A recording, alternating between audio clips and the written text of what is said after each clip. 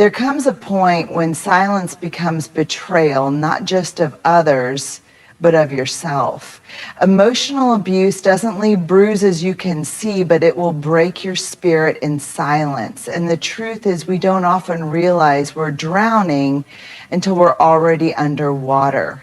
This is for anyone who has ever questioned if what they're going through is normal, when deep inside it never felt that way. Let's talk about the quiet poison of emotional abuse.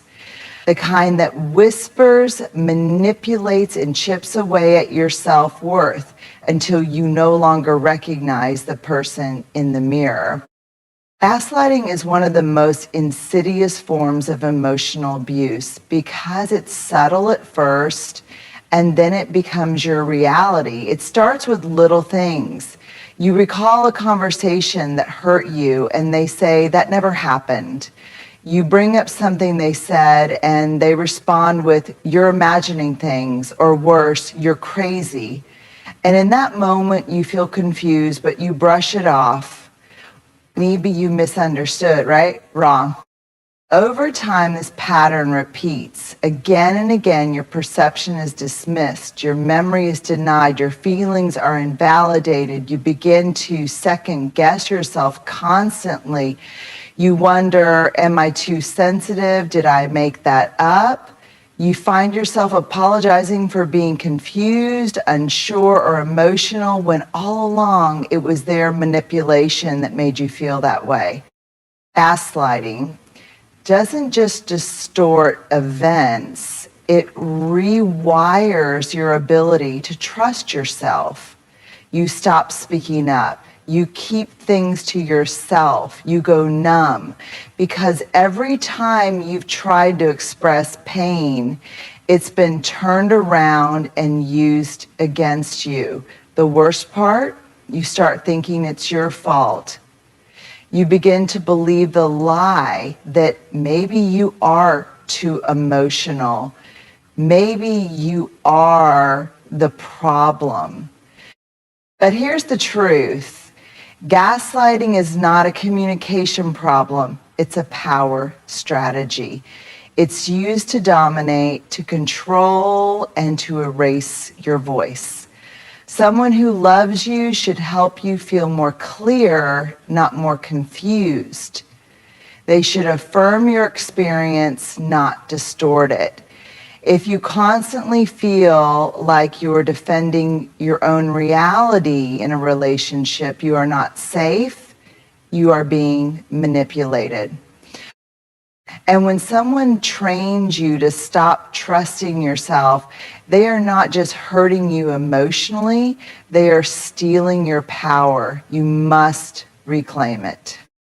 Gaslighting is never love. It's psychological warfare disguised as charm. And the longer you stay, the harder it becomes to remember who you were before the confusion. But trust me, you are still in there. And once you see the pattern, you can break it. You don't need their permission to leave. You only need your truth. One of the most overlooked red flags in emotional abuse is how unsafe it feels to simply feel.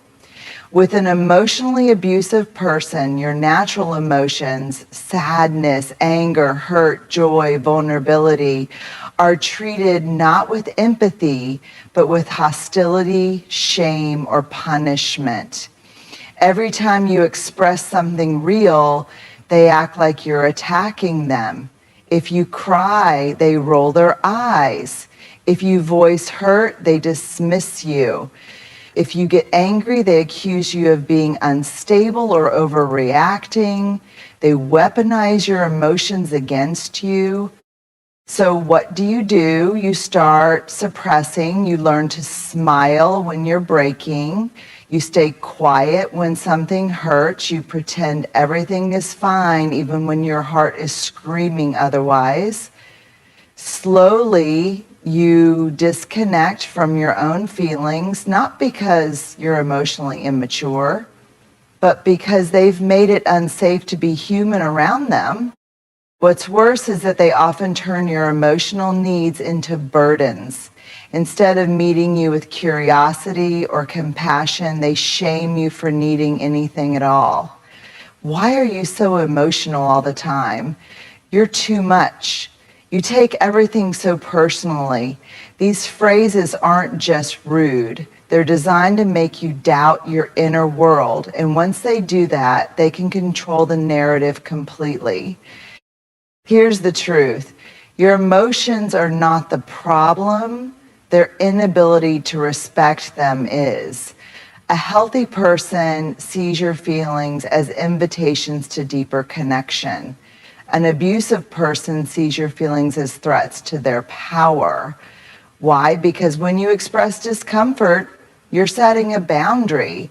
When you ask for emotional availability, you're challenging their ability to control the dynamic, and they don't want that. They want obedience, not honesty. They want silence, not truth.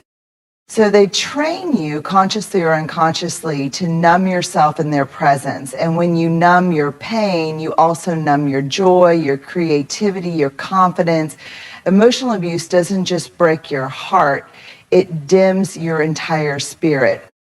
But listen closely. Your feelings are valid, your sensitivity is not a flaw, and your emotional world is sacred. Anyone who makes you feel wrong for having feelings is not emotionally safe. Full stop. The moment you start hiding your tears, your truth, your needs, just to keep the peace, you are no longer in love. You are in fear. And love never requires fear to function. You are allowed to be seen, you are allowed to feel deeply, and you are allowed to walk away from anyone who treats your emotions as a threat. Because your feelings aren't too much, they're just too real for someone who lives in denial. Shame is one of the most powerful tools an emotionally abusive person will use to control you, because unlike guilt, which says I did something wrong, shame says there's something wrong with me. And when someone gets you to believe that lie, they can manipulate every part of your life. They might not scream, they may never raise a hand, but they know how to humiliate you just enough that you second guess your worth. They belittle your dreams, they mock your insecurities, they laugh when you're vulnerable. They bring up your past in moments where you feel weak. Maybe they compare you to others, your friends, your siblings, their exes, always in ways that make you feel less than. And eventually you start to believe the painful lie, maybe I really am not good enough. That's how shame-based control works. It breaks your spirit from the inside out.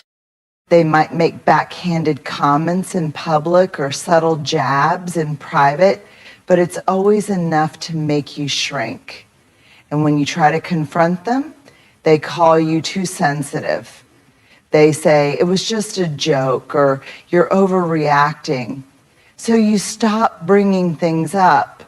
You start accepting the disrespect. You begin to think that if you were just better, more lovable, smarter, prettier, stronger, then maybe they'd finally treat you with kindness. But here's the trap. The goalposts always move. You will never be enough for someone who thrives on you feeling less, because your shame is their control. The more ashamed you feel, the more compliant you become. You seek their approval. You crave their validation. You over-explain, over-apologize, over-give, just hoping they'll finally see your worth. But they don't want to see your worth. They want to keep you doubting it. And the longer you stay in that cycle, the more disconnected you become from your true self. You forget what you used to love. You lose sight of your voice, your boundaries, your brilliance. And that's the silent tragedy of shame. It doesn't just make you feel bad. It makes you forget who you are. But here's what shame can't survive: compassion, truth, boundaries, wholeness. The moment you begin to say, that's not about me, that's about them, is the moment you start to take your power back. The moment you refuse to internalize their projections is the moment you begin to heal. You are not broken. You are not too much. You are not lucky to be tolerated by someone who shames you. You are a whole, worthy, powerful human being, and anyone who makes you feel otherwise does not belong in the sacred space of your heart. Shame is their weapon, but it doesn't have to be your prison. One of the most heartbreaking signs of emotional abuse is when you catch yourself constantly saying, I'm sorry, even when you've done absolutely nothing wrong. It becomes a reflex.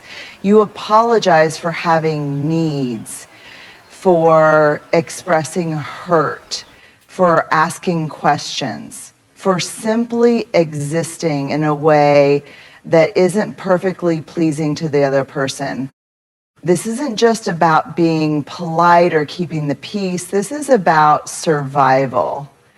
When you're in a relationship with someone emotionally abusive, apologizing becomes your way of avoiding conflict, trying to soften their moods, or defusing the tension you've been conditioned to feel responsible for. It's not peace, it's submission disguised as humility. You start to believe that everything is your fault. If they're distant, it must be something you did. If they're angry, you must have triggered it. If they cheat, you wonder what you lacked. That kind of mental conditioning is no accident. It's manipulation at its most dangerous. Emotional abusers are experts at flipping the narrative so that you carry the weight of their dysfunction. You'll hear phrases like, you're the reason I'm like this. If you didn't act that way, I wouldn't get so angry. You made me say that. And with each one, your confidence erodes. You take the blame just to stop the fighting. You become the emotional shock absorber for their chaos. But here's the quiet tragedy. The more you apologize, the more invisible you become. You stop advocating for yourself. You silence your discomfort. You over-explain every boundary, every decision, every feeling just to make sure they don't feel attacked by your truth. And in doing so, you abandon yourself to maintain a false sense of harmony. Let's be clear, apologizing for something you didn't do is not kindness, it's fear in disguise. And that fear is a direct result of emotional abuse. The truth is, you're not the problem. You're not the villain in their story. You're just the person who's been told for so long that your truth doesn't matter that you've started to believe it. But your truth does matter. Your feelings are real. Your needs are valid. You are not difficult, dramatic, or delusional for wanting to be respected. Healing begins the moment you stop apologizing for who you are. You don't owe an apology for speaking your truth. You don't owe an apology for expecting respect. And you absolutely do not owe an apology for not tolerating emotional manipulation. It's time to unlearn the habit of self-blame and relearn the language of self-worth. It's time to stop saying sorry and start saying, I deserve better, because you do, always.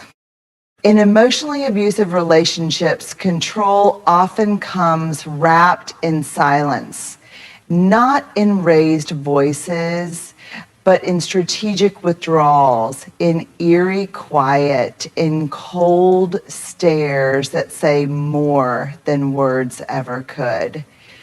It's not always yelling that causes the most damage. Sometimes it's the silence after a disagreement, the kind that leaves you pacing, apologizing, and begging just to feel seen again. This is emotional punishment, and it's calculated. When you express discomfort, share a feeling, or stand up for yourself, instead of listening or engaging, they shut down. Suddenly, they become distant, cold, or detached. They may ignore your texts, give you one-word answers, or walk around the house like you're invisible.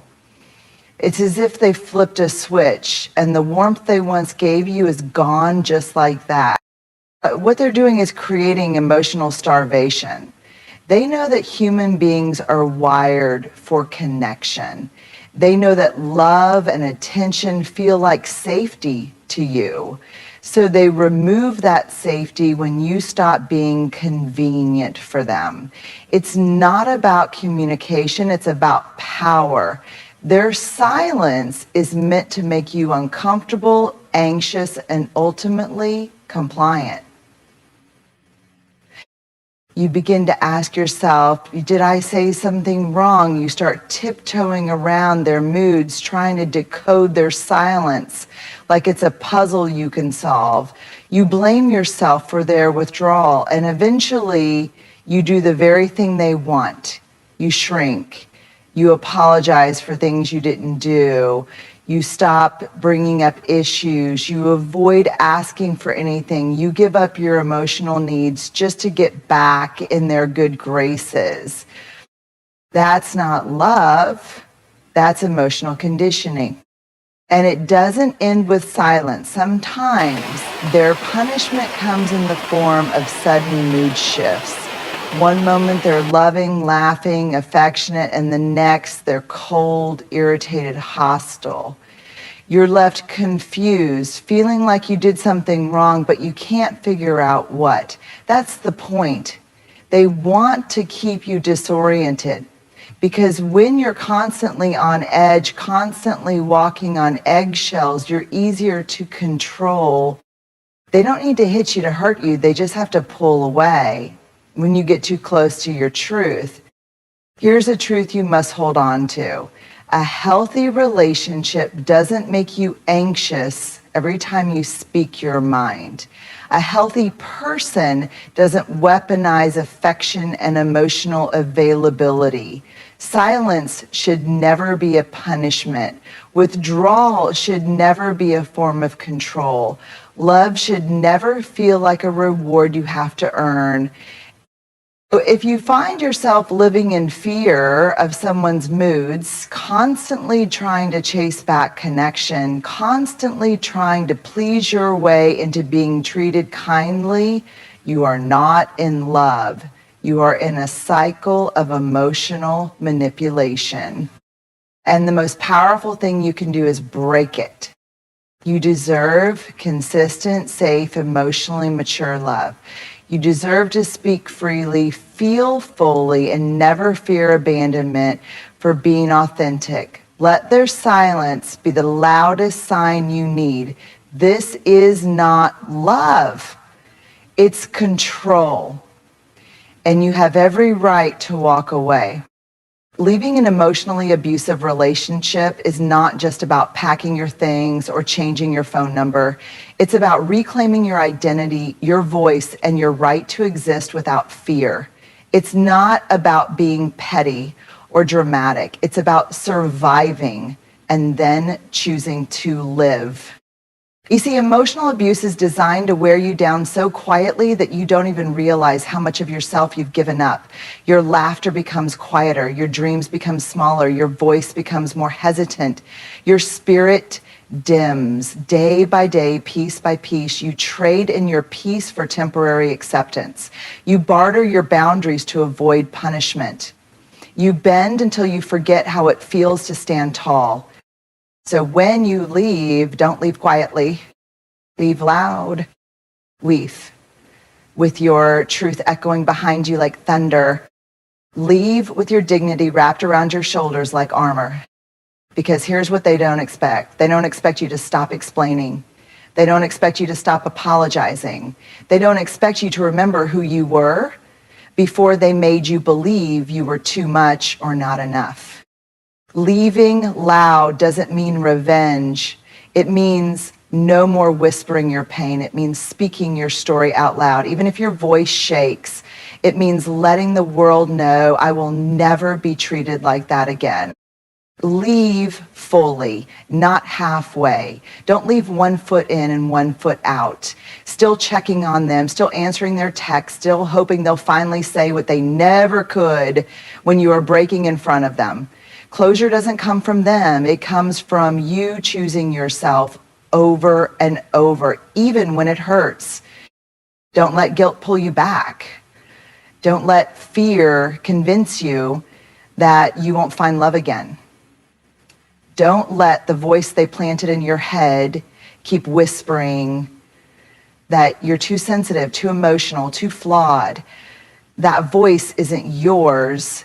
That was their tool.